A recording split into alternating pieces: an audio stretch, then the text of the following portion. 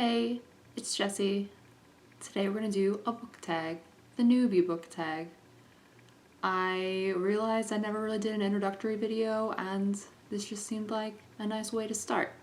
So the first question is, why did you start this channel? Why did you start this channel? Now, I used to go to a school where we read the great books. It was a great book school. And then we all had conversations. Every single class was a conversation. And instead of teachers, we had tutors. And I loved it. I loved it so much. And I miss it. Now I'm 33. I am 10 years, wow, out of school now in the year 2020. Sorry, that's just hitting me a little bit. Been out of school for 10 years and I never really found a replacement for that in my life, that kind of community and that ability to explore and talk about things and like learn a lot from everyone and everything. I think conversations are so valuable.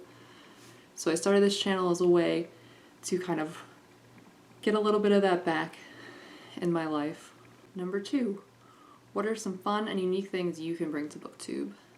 I think everybody struggles with this question a lot just because it's hard to talk about yourself and your brand. We're all conditioned to be as humble as possible. I also wouldn't describe myself as very fun. I just have kind of a more laid back vibe and attitude. But anyway, I think the more people that are on Booktube, the better, because the more voices and the more points of view you have looking at books. Everyone's point of view is different.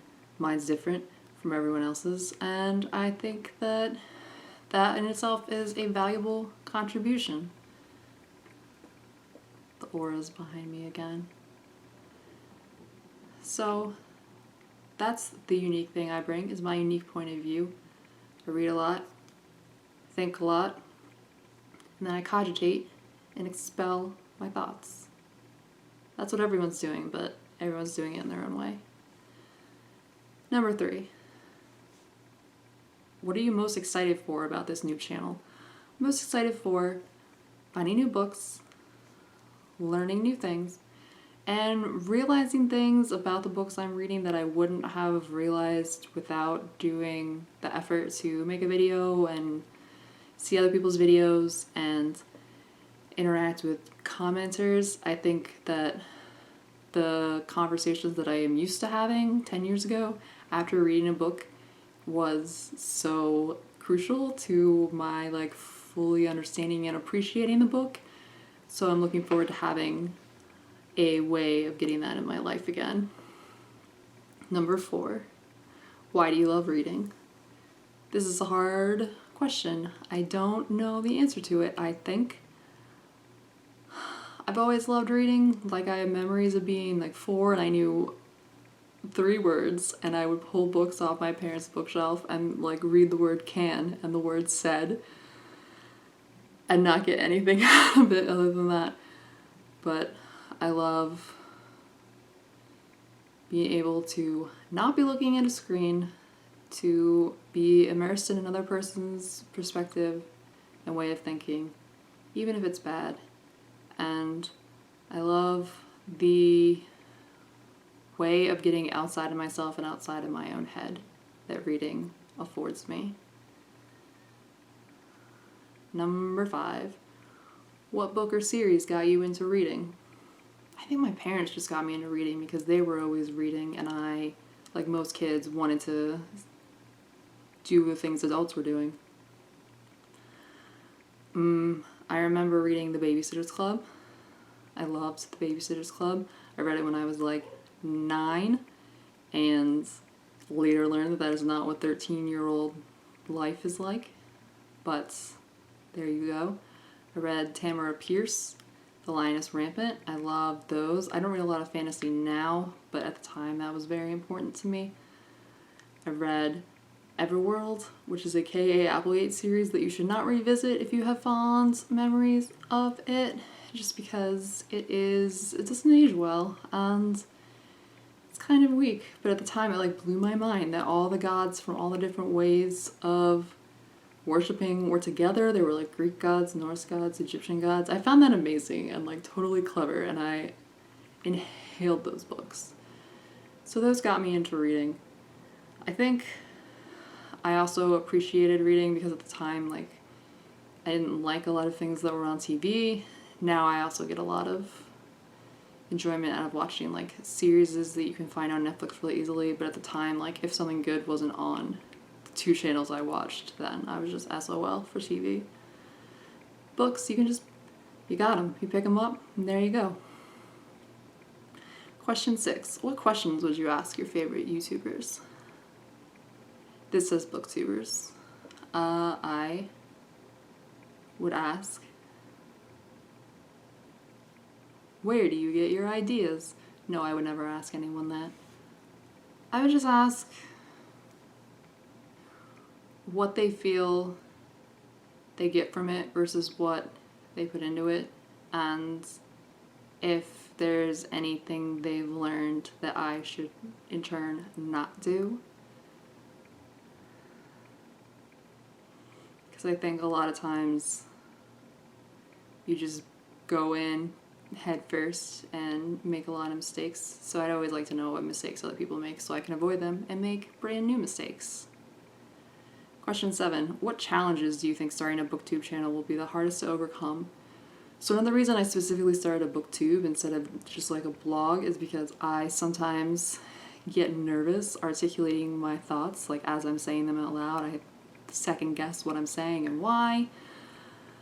And I am a lot better at expressing myself in writing, but I really admire booktubers who are just eloquent and can get a point across and describe a theme or anything else like that just like beautifully and succinctly.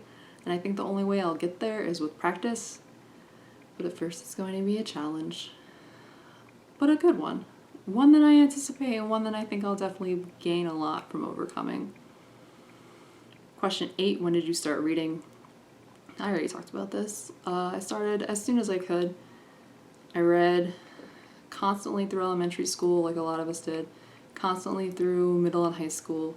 In college, I went to a great book school, so I was always reading then. That was a little bit of a divorcing from my reading life because I was reading so much that was mandatory that when I didn't have to be reading something, a lot of times my brain would be too tired, so I didn't do a lot of reading of my own.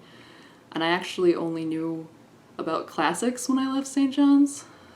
I didn't know like what the bestsellers were and what contemporary fiction was all about and other literary fictions other than like the Western canon.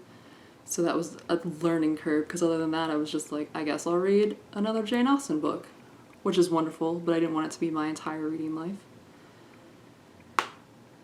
Question 9 is, where do you read? I read in my house. I read everywhere.